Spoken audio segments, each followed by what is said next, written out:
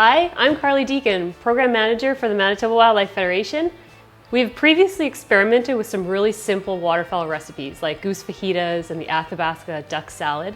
I tend to lean towards simple recipes that anyone can quickly throw together with some of the ingredients in your fridge and spices you'll find in your spice drawer. Today is no different from that. Today we're going to take you through the steps to create a really simple but delicious slow roasted duck. Ducks are a wonderful substitution for chicken, and in my opinion, a really nice treat to change things up a little bit. Duck meat is significantly darker than chicken, but it's lean, high in iron, and really high in proteins. The best part of cooking the plucked ducks is we get to enjoy the taste of the entire bird. Nothing is wasted.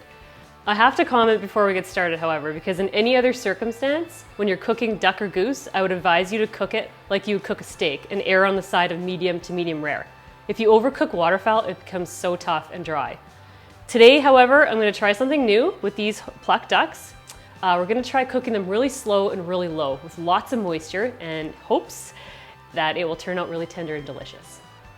Our ducks of choice today are plump, beautiful, late season mallards. However, I would eat just about any late season duck this way. If you're a big marsh hunter, this recipe is great for scaup and canvasback. If you're a fair weather hunter, I would go after those early season blue-winged teal. They are the first to migrate, so they have an impressive layer of fat reserved, and they pluck out perfectly in early September with little to no pin feathers.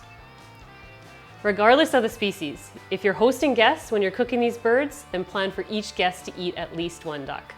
Okay, let's get cooking. First, preheat your oven to 300 degrees. Now before we dive into the spices, let's rub the birds down with a lemon wedge. Squeeze out the juices to cover the outside and the inside of the bird.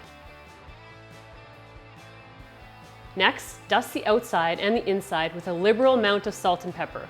I like to use this coarse Himalayan pink salt, but any coarse salt is just fine. Okay, now we're going to make an Italian rub spice mixture. You can actually buy this spice mixture from any supermarket and it works just as great. But if you want to make your own rub, use rosemary, thyme, oregano, basil, marjoram, or feel free to substitute any other of your Italian spices. I wouldn't be concerned too much about measurements here. I would just mix equal parts of each spice into a bowl, or again, make it easy on yourself and purchase that handy pre-mix bag. So you want to rub this mixture on the outside of the bird and sprinkle the mixture inside the bird's cavity as well.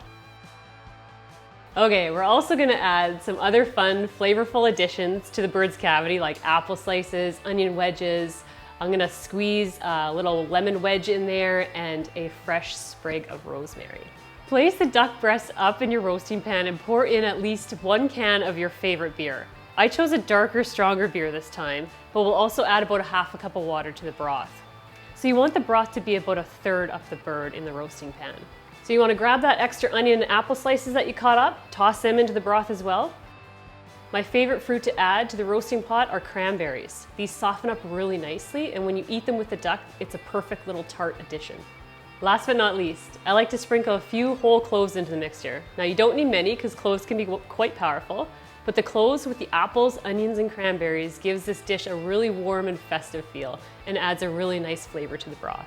One trick I was taught to keep the birds moist when roasting them is to remove the lid and seal the top with tin foil.